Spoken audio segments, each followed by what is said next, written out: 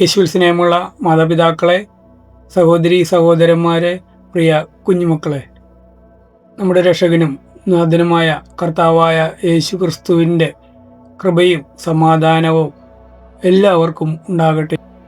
ഇന്ന് നമ്മൾ ചിന്തിക്കാൻ പോകുന്ന വചനഭാഗം പ്രവൃത്തിയും പെരുമാറ്റത്തെക്കുറിച്ചാണ്.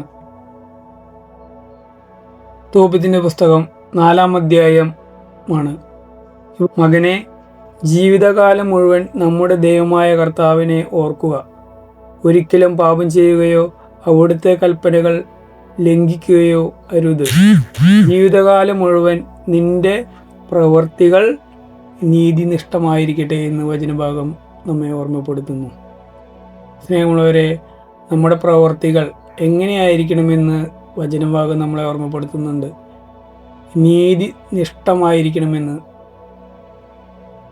നിന്റെ പ്രവൃത്തികൾ സത്യനിഷ്ഠമായിരുന്നാൽ എല്ലാ ചെയ്തികളിലും നിനക്ക് ഐശ്വര്യം കൈവരുമെന്ന് വചനഭാഗം ഓർമ്മപ്പെടുത്തുന്നുണ്ട്.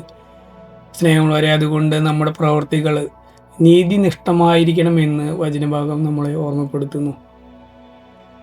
എല്ലാ പ്രവൃത്തികളും ശ്രദ്ധാപൂർവം ചെയ്യുക. നിന്റെ പെരുമാറ്റം ചിട്ടയുള്ളതായിരിക്കണമെന്ന് വചനഭാഗം ഓർമ്മപ്പെടുത്തുന്നു. നമ്മുടെ ജീവിതത്തിൽ മാറ്റേണ്ടത് മാറ്റാൻ പരിശ്രമിക്കാം. നിനക്ക് ദൈവത്തോട് ഭക്തി ഉണ്ടായിരിക്കുകയും നീ പാപത്തിൽ നിന്ന് ഒഴിഞ്ഞു നിൽക്കുകയും അവിടത്തേക്കു പ്രീതികരമായത് അനുഷ്ഠിക്കുകയും ചെയ്താൽ നിനക്ക് വലിയ സമ്പത്ത് കൈവരുമെന്ന് വചനഭാഗം നമ്മളെ ഓർമ്മപ്പെടുത്തുന്നുണ്ട്. ഇതൊരു വാഗ്ദാനമാണ്. ദൈവത്തോടുള്ള ഭക്തി, പാപത്തിൽ നിന്ന് ഒഴിഞ്ഞു മാറുക, അവിടത്തേക്ക് പ്രീതികരമായി അനുഷ്ഠിക്കുകയും ചെയ്താൽ നമ്മുടെ ജീവിതത്തിൽ വലിയ സമ്പത്ത് കൈവരുമെന്ന് വചനഭാഗം നമുക്ക് വാഗ്ദാനം ചെയ്യുന്നു.